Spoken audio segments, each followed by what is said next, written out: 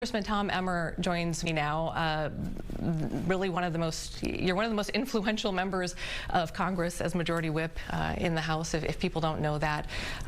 So we welcome you to Fox 9. Thanks for being here. Thanks for being willing to take our questions live here. Thanks, Amy. I'm glad to be with you. And as I told you when I came in, it's much nicer to do this in person than on Zoom. Yeah, we've talked via Zoom a couple times, and I was worried as you guys walked in here because this is a conference room that's nothing special. So I hope we didn't underwhelm you with our hosting here. We have so much to talk about, and I appreciate the opportunity to do it in real time here. So we heard from Governor Walz, and there are a lot of concerns right now, obviously, as this deadline to pass a spending bill is October 1st.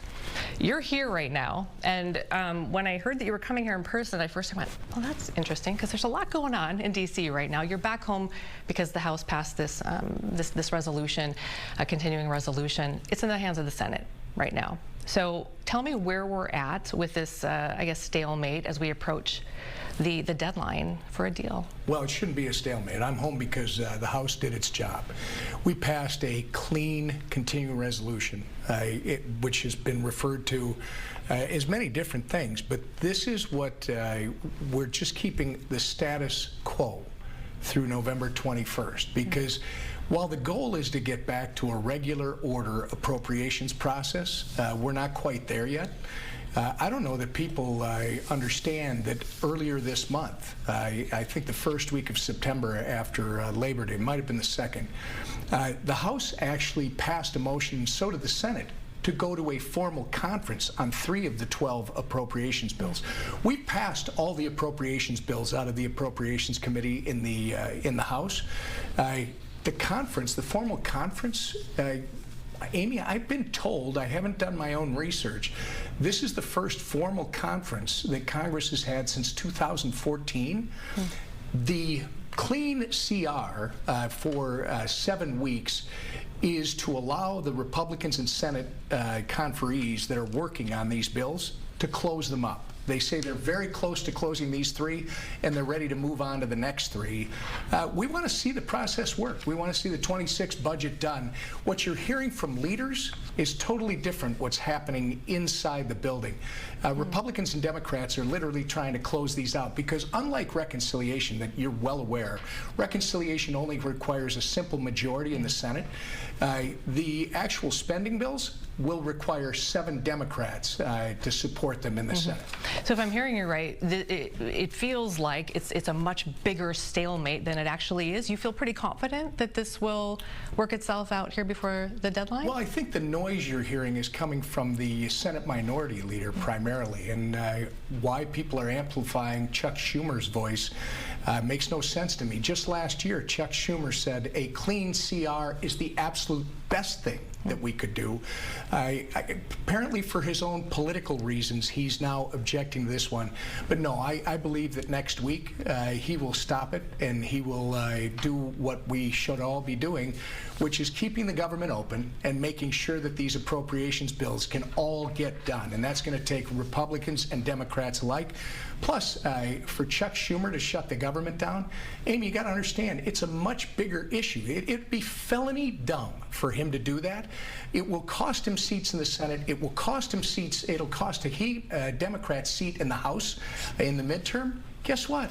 It'll also, I will predict for you, cost them a governor's race in the state of Virginia, which is in November. We are heading into open enrollment season here for a lot of folks, and one of the biggest pain points here is obviously the enhanced tax credits. It's made health insurance, affordable for millions of Americans under the Affordable Care Act, Obamacare. Those expire at the end of the year, and this seems to be the thing, whether or not this is what is actually the pain point or what is being, put out there into the media.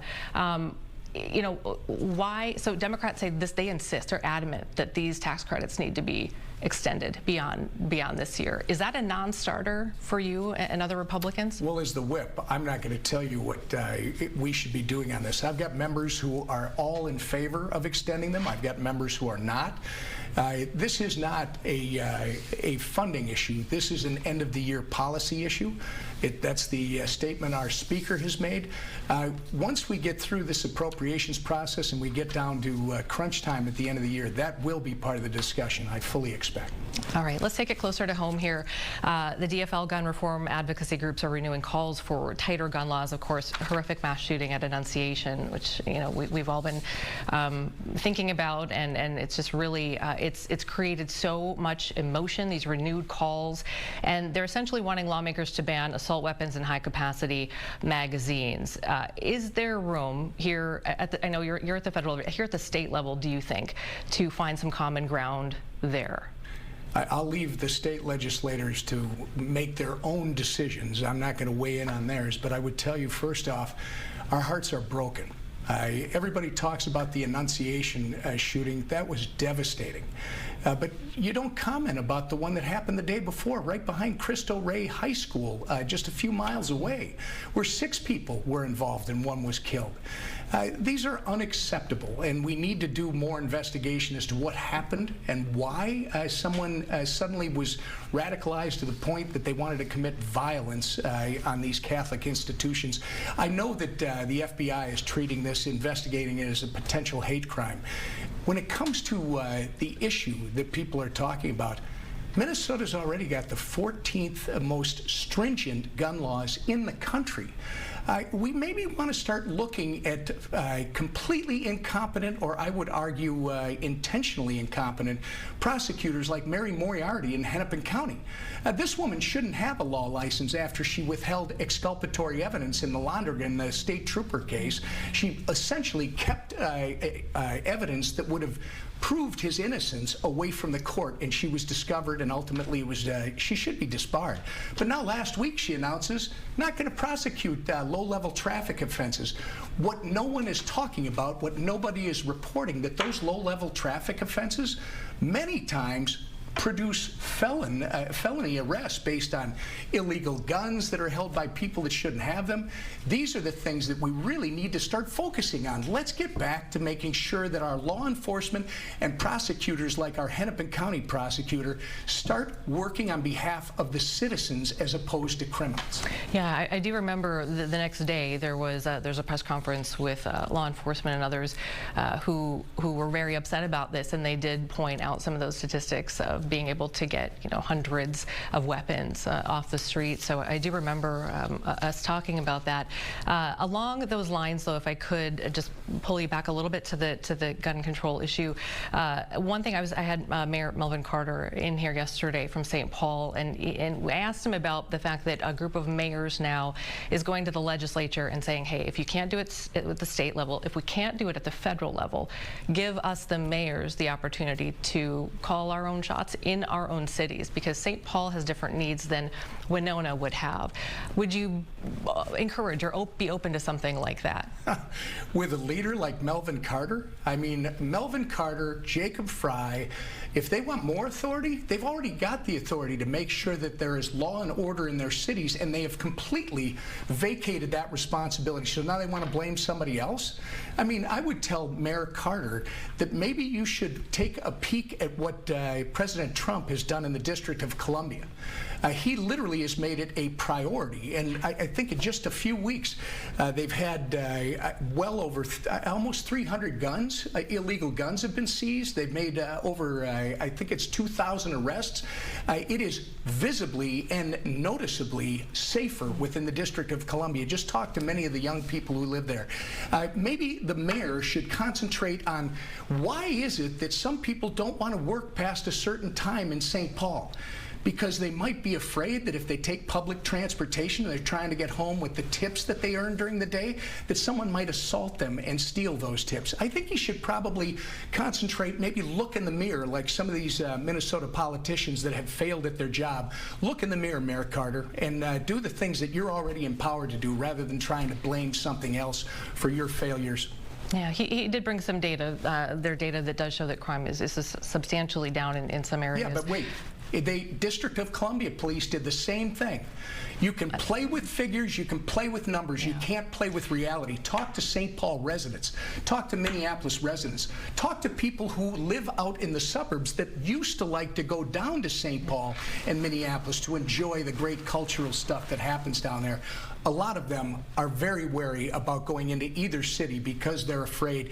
There were 12 shootings in Minneapolis last Monday alone. This is a failure of leadership from the local level right up to the state level. There are some. There's one area, a corridor that we've been heavily focused on, that MPD has been focused on. Chief O'Hara is a regular guest, and we talk about these areas, the issue of fentanyl and opioids, which I know also, nobody can get ahead of that, it seems like, in our communities. I'm impressed with Chief O'Hara. And the Hennepin County Sheriff as well. They're doing the best job they possibly can. But they need some leadership from the mayor's office, from their councils, to make sure that they're backing these people as they try to keep us all safe. Getting back to the National Guard, you brought that up. Your thoughts on the National Guard coming into Minneapolis? Well, I think Tim Walz could call them out yesterday. But Tim Walz hates Donald Trump more than he cares about the safety and security of our citizens. He should probably take he and J.B. Pritzker and others that just want to play politics with us.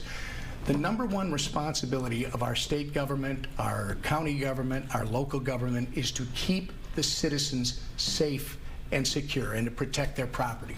That's what he should be concerned with, not his personality dispute, his dislike of the guy who's in the Oval Office right now. Do your job right here, Tim. If you believe that calling out the National Guard will improve the situation, he should think about doing that.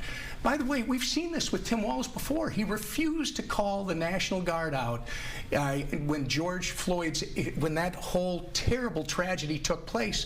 Even though we've got experience from states like Missouri and Maryland and other places that he should have locked it down much sooner. But instead, he waited until Minneapolis had already burned significantly to call out the National Guard. He should learn from his own experience. He should watch what's happening in Washington, D.C., and I think he should take the steps that are necessary to protect Minnesotans and their property. One more really quick follow-up on Governor Walz, obviously running for a third term here. No one has ever won that seat in Minnesota a third time. How is Governor Walz, the candidate for governor in 2022, different from Governor Walz, the candidate here going for 2026, do you think? Well, he was already unpopular in 2022. He only won 13 of 74 counties. In the 74 he lost, he got 37% of the vote. He won with 52%. My question, Amy, is what does he have to run on? I mean, his administration, since he's been in office, he presided over Minneapolis burning down. Since he's been in office, they blew through an $18 billion budget surplus. He's got us on course for a $6 billion deficit.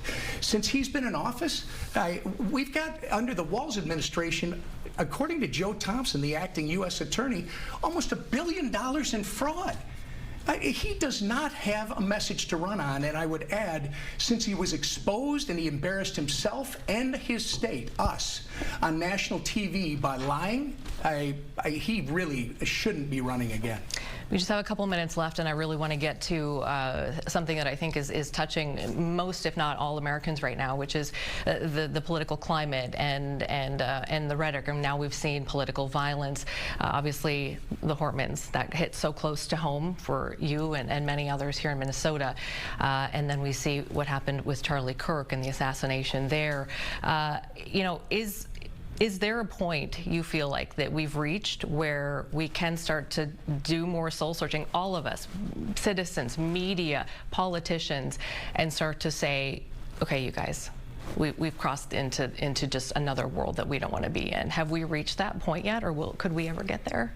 Well, first off, on Melissa and her husband and on the Hoffmans, John and Yvette, believe it or not, they're Democrats, I'm a Republican, they're friends. Melissa and I were elected together back in 2004. We took office together in the legislature in 2005. I have one daughter. When I had her down to visit and see what goes on at the Capitol, I wanted her to meet some powerful women that are strong leaders. One of the ones I went to was Melissa. She could not have been more gracious. No. Did we agree on policy? Absolutely not. But we knew how to debate that policy. This thing last week it's more than just tragic.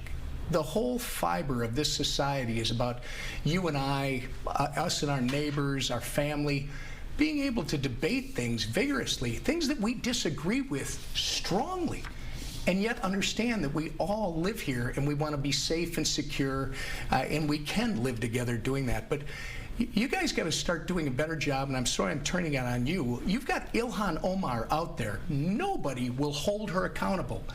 This is a problem on the left. I could not believe. I was a co-author of the resolution on Melissa Hortman. I totally support rejecting any political violence. Last week, we had a vote on the Charlie Kirk assassination that literally renounced any form of political violence, no matter who's involved. There were 118 Democrats in the House that refused to vote for it. 58 of them voted no. I think 38 of them voted present. And 22 of them, and we know they were all there, just chose not to vote. When Ilhan Omar is literally dancing on Charlie Kirk's grave and suggesting, whether directly or by implication, that his murder is justified, Amy, that's where the problem is. And it's up to the fourth establishment, the great fourth establishment, to hold everyone accountable. And so far, there's nothing when it comes to that disgusting behavior. I know we have time and time again reached out and asked for Ilhan Omar to come and speak with us, and we have not received any sort of. But there's plenty of material out there that she's put on social media. Yeah. She was on CNN over the weekend. She was asked to apologize for reposting a disgusting video that says that Charlie Kirk was Frankenstein and that his monster shot him in the neck, and she refused to do it. Yeah, you want to get her in here and confront her, I'm sure, and she wants to avoid that. But there's plenty of material, and I know when I say stuff, boy, people in this town aren't afraid to throw it on whatever newsprint or on the air. I think it's time, if we want to get this under control, then great Minnesotans, they need to see all of it so that they can make the right decision at the end of the day. I think there's too much good in this state for that kind of nonsense to be ignored, because Minnesotans, most are not Republican, Democrat. Most are just living a great life, raising a family, trying to enjoy time with their family and the people they love. They don't see this stuff unless it's reported. Congressman, we are out of time, and I want to be respectful of your time. Can we continue this conversation probably via Zoom if you're headed back to D.C. at some point? Because there's a lot more that I wanted to get to here. We had a couple viewer questions as well that I wanted to work in there, things that people want to know about. So I would love to, Amy. I would love to. Always, I would rather do it in person, but I know the schedule sometimes just doesn't work. And congratulations, by the way, on the streaming and starting to grow this great Amy Hockert presence. Oh, well, thank you. Yeah, it's hopefully an opportunity to have just live, candid conversations with folks, and maybe along the way we can humanize some people too, on all sides of the aisle, right? We can do that as well. Thank you, Congressman. Really appreciate your time today. Thank you.